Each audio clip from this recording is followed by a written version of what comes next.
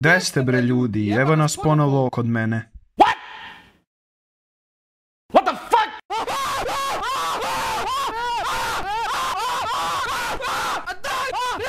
Pa gde ste prijatelji? Ajde bre beži u kurac. Kako ste, šta radite? Evo sjedim ovdje cijeli dan i boli me kurac pravo da ti rečem. Ja sam evo baš gledao statistiku Zimbabvea i boga mi 2012. godine bilo je 13 miliona stanovnika. Zašto je to bitno? Pa i nije. Bitno je da video bude duži. Da li ste znali da kisela voda Vitinka sadrži natrijuma 289,7? Niste? E pa vidite, ja jesam. Dan je baš lijep. Jeste za kurac. Ja volim kurac! No, you don't say it. Ja volim kurac! Uglavnom, danas ćemo da pričamo o tome čime bi se bavili anime likovi da žive u našem divnom i popišanom svijetu.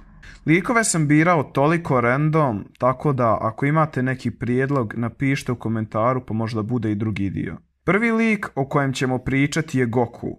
Jebem tu potoku. Evo kurac. Goku bi, brate, mogao biti maneken. Onako, dobije neko žuto odijelo, pretvori se u super sajanca i taman mečinguje kosu sa odijelom. Ili, na primjer, obuče crveno odijelo, pretvori se u super saiyan gada i riješio je problem. Lika bi bolio kurac. Mislim, mogao bi biti i bodybuilder, ali kontam da je bolje da se oblači ko gaser. Drugi lik koji bi bio zanimljiv u ovom našem simpatičnom svijetu je Naruto. On bi mogao biti psiholog, druže. Imaš neki životni problem, dođeš kod njega, on iskoristi svoj talk no jutsu i ti si, brate, ko nov. Ostavila te djevojka, nađeš drugu. Umro ti je ker, nađeš drugog. Umro ti je ćale, ček, jel imaš babu?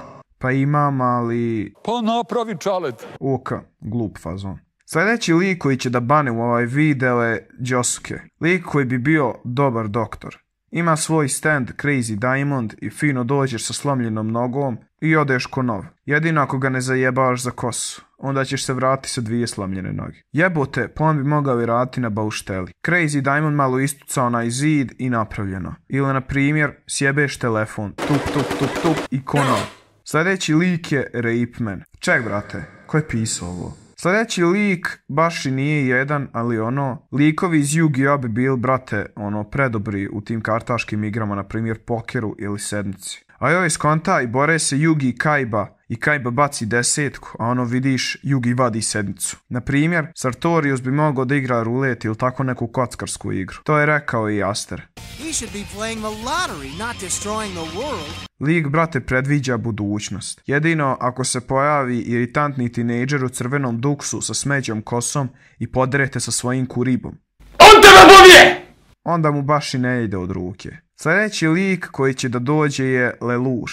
Brate, on bi bio dobar političar. Jeste da bi zbog njega izbila 4 svjetska rata, ali bože moj, šta je tu je? Sljedeći lik, to jest likovi, su Gentle Criminal i La Brava. Brate, ima puno likova iz My Hero Akademije koji bi se mogli iskoristiti u ovom videu, ali evo, danas je to Gentle Criminal. Brate, oni bi bili toliko jaki influenceri da to nisu istine. Uticajni youtuberi. A iskontaj šta bi sve radili. Janko bi, brate, ostao bez posla. 50.000 lajkova i La Brava isisa kurac Marku Filipović.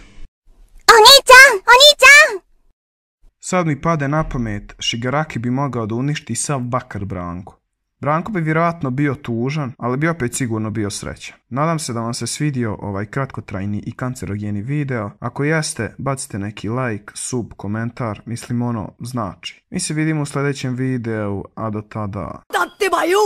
Everybody knows that I'm breaking down. Everybody knows I ain't faking now. Everybody knows my heart's faking now. Yeah, she hates me now, I made mistakes but now I don't ever wanna be alone. I don't really ever feel at home, on my own, in the zone.